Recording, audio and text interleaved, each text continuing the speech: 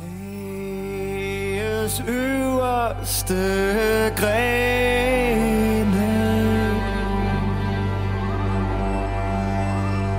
sad en pige så alene.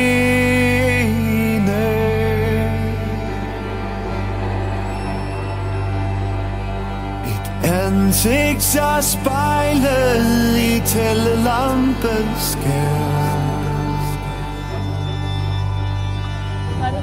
Velkommen. Hvad hedder du? Thomas Rask.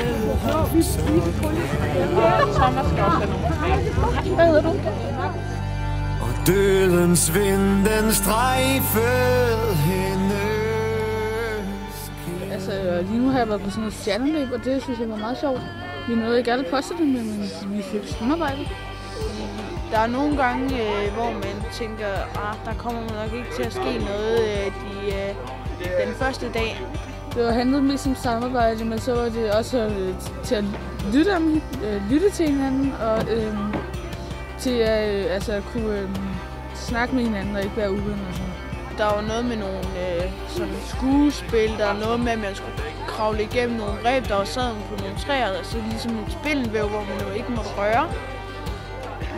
Og sådan lidt af hvert, man skulle også lave en plan over, om man overhovedet måtte bruge sin telefon og sådan noget.